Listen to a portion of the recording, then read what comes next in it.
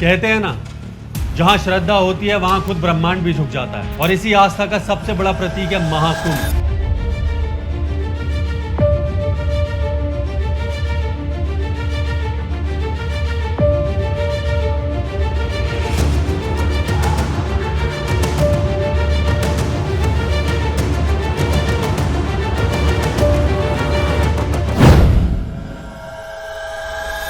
जय हिंद दोस्तों, मैं हूं आदेश चौधरी और आप देख रहे हैं डायरेक्ट दिल से बाय आदेश चौधरी।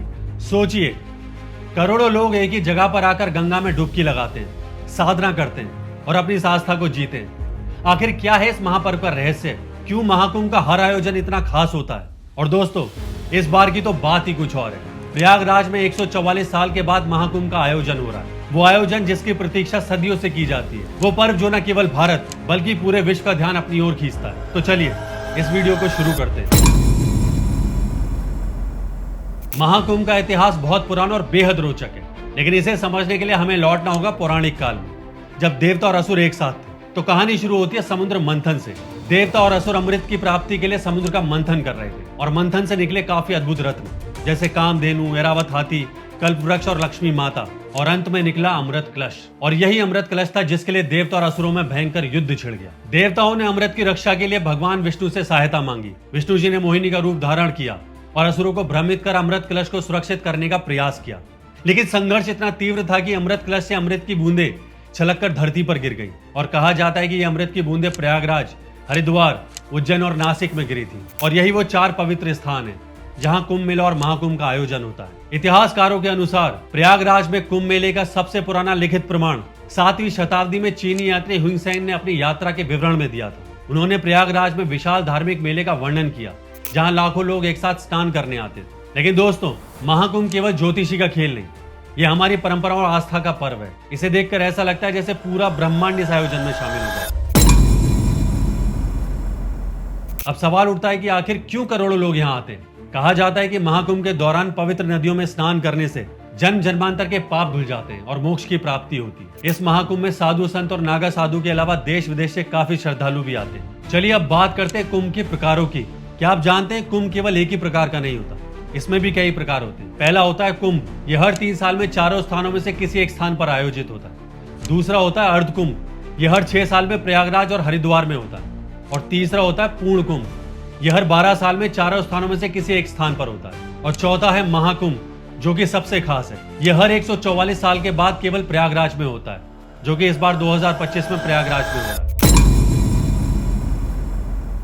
दोस्तों, आपने कभी सोचा है कि महाकुंभ में लाखों करोड़ों लोग आते हैं, लेकिन सबसे ज्यादा चर्चा होती है नागा साधुओं की। आखिर ये नागा साधु कौन होते हैं और ये अखाड़े क्या होते हैं और महाकुंभ में इनकी क्या भूमिका होती है? तो चलिए इसे थोड़ा विस्तार से जानते हैं। भारत में संतों और साधुओं के 13 प्रकार के अखाड़े होते हैं, जिनका इतिहास बहुत ही प्राचीन है। ये अखाड़े संतों और साधुओं के संगठित समूह होते हैं, जो विभिन्न परंपराओं और विचारधाराओं का पालन करते हैं। इन अखाड़ों का निर्माण संत शंकराचार्य ने किया था, ताकि धर्म की रक्षा हो सके। तो चलिए अब जानते हैं अखाड़े कितने प्रकार के होते हैं। मुख्य तौर पर 3 प्रकार के अखाड़े होते हैं, जिसमें सबसे पहला है शैव अखाड़े, जो भगवान शिव के उपासक होते हैं, जैसे कि जूना अखाड़ा, अग्नि अखाड़ा और आवाहन अखाड़ा।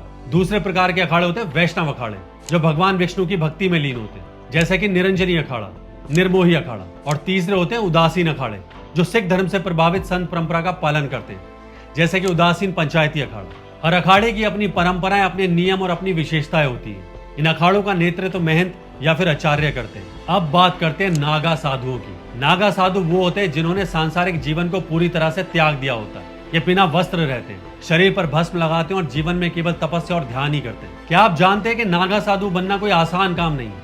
इसके लिए वर्षों तक कठिन साधना करनी पड़ती है। सबसे पहले एक साधु को अखाड़े में दीक्षा लेनी होती है और फिर दीक्षा नाम की एक विशेष प्रक्रिया से गुजरना होता है। इसके बाद ही नागा साधु बनते हैं। कहा जाता है कि नागा साधु असल में धर्म के रक्षक होते हैं। इतिहास में जब धर्म पर संकट आए तो इन्हीं साधुओं ने हथियार उठाकर धर्म की रक्षा की, और आज भी उनकी उपस्थिति धर्म और आस्था की रक्षा का प्रतीक मानी जाती है। महाकुंभ का सबसे भव्य और प्रसिद्ध आयोजन होता है शाही स्नान।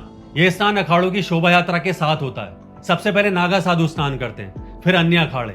यह क्रम बहुत ही सटीक और परंपरागत तरीके से होता है। चलिए अब बात करते हैं वर्तमान महाकुंभ की। सरकार और प्रशासन इस महाकुंभ को यादगार और सुरक्षित अनुभव बनाने के लिए कोई कसर नहीं छोड़ रही।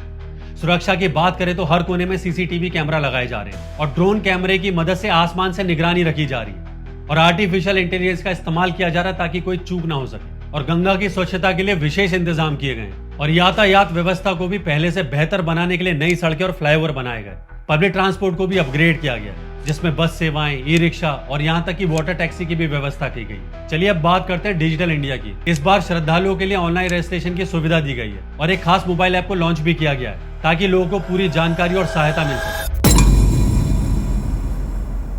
तो चलिए अब महाकुंभ से जुड़ी कुछ कहानियां भी सुन लेते हैं। प्राचीन काल के महान सम्राट राजा हर्षवर्धन महाकुंभ के दौरान प्रयागराज में अपनी पूरी संपत्ति दान कर देते थे। कहा जाता है कि वो अपने महल से संगम तक एक भव्य जुलूस निकालते थे और अपनी सारी चीजें जैसे कि धन, आभूषण, कपड़े गरीबों और ब्राह्मणों में बांट देते थे। और 13वीं शताब्दी के संत ज्ञानेश्वर भी कुंभ में पहुंचे थे। उन्होंने यहाँ हजारों लोगों को भक्ति, ज्ञान और मानवता के संदेश दिए। उनकी प्रवचन शैली इतनी प्रभावशाली थी कि लोग घंटों उन्हें सुनने के लिए एकत्रित होते थे और उनका ये योगदान कुंभ मेले को संतों और भक्तों का आध्यात्मिक संगम बना। तो दोस्तों, महाकुंभ केवल एक धार्मिक आयोजन नहीं है, ये हमारी सांस्कृतिक परंपरा और आस्था का सबसे बड़ा उत्सव है। 2025 का प्रयागराज महाकुंभ एक ऐसा मौका है जिसे हमें देखना चाहिए और महसूस भी करना चाहिए। अगर आपको मेरी ये वीडियो पसंद आए तो प्लीज इसे लाइक करें और शेयर करें और मेरे चैनल डायरेक्ट दिल से बाय आदेश चौधरी को सब्सक्राइब करें। तो चलिए मिलते हैं अगली वीडियो में, तब तक के लिए जय हिंद।